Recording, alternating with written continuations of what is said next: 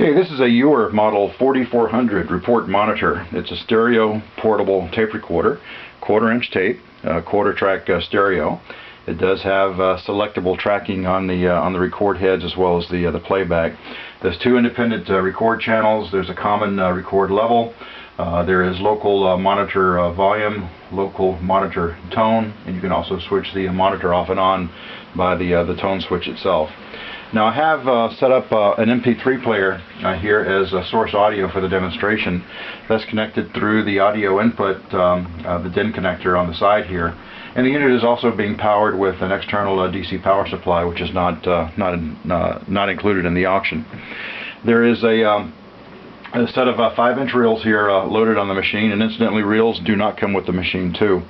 This particular machine is being sold as a parts machine, and the reason it's being sold as a parts machine is that there's some very minor damage here. There's an indentation into the speaker grill itself, and there's also a small crack in the chassis on the side here. So I can't really sell this as a true functioning machine. However, it does appear to function. The record functions, the playback amplifiers, the playback, and so on appear to be functioning fine. So let's demonstrate that accordingly. We've got the record placed, the record amplifiers are turned on, and now we'll go over here and press play on the MP3 player.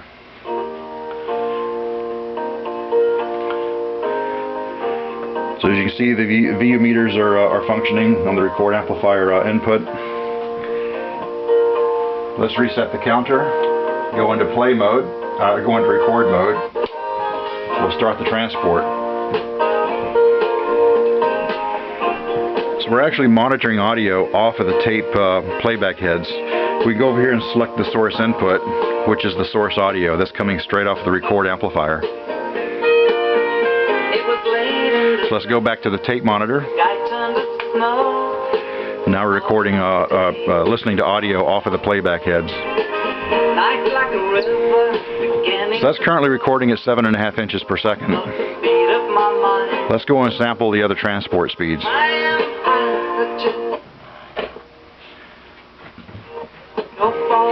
Okay, so that's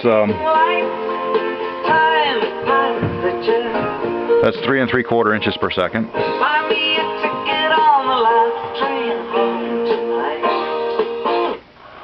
We're going to go to 1 7/8 inches. So as you notice, as expected, as you decrease the tape speed, you're going to have a little bit of compromise on the high frequency side, but the response is still amazingly well for 1 7/8 inches. Let's go to the very lowest voice dictation speed, which is 15/16 of an inch per second.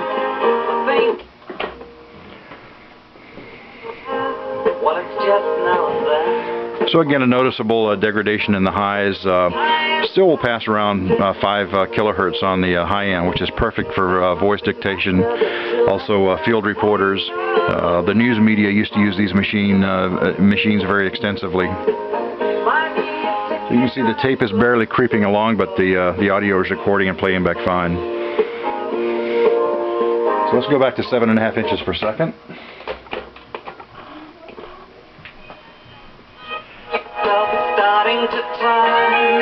So as you can see, the high frequency response is greatly improved.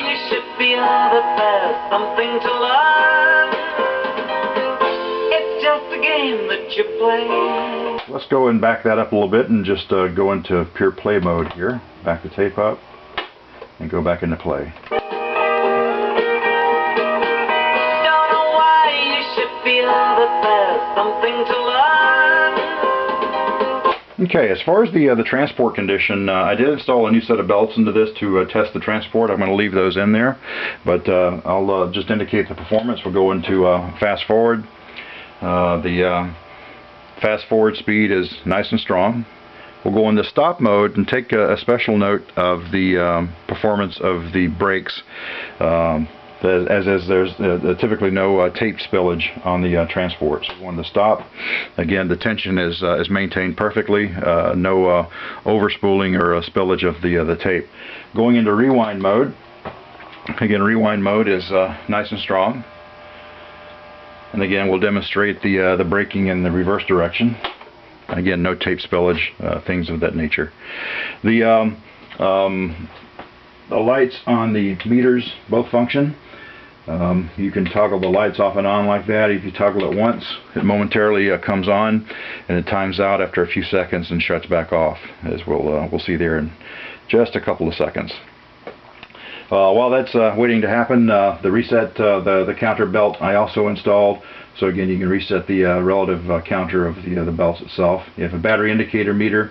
Since we're running externally, it shows perfectly in the green. We're externally powered in this particular model. The fact that it's being sold as a parts machine does not include the lucite cover, does not include the tape head cover. So again, it's there as a parts machine. But if you did find another Uher that's out there that functionally is very poor, you might be able to rob some parts and bring this up to a good working condition. The only major detraction, of course, is this little crack in the chassis here and the indentation in the speaker. But it's the perfect unit to use as is if you don't mind the cosmetics, or rob it for parts. And again, also does not include the 5 knobs here in the front. Again, that's a Uher model 4400 for sale right here on eBay.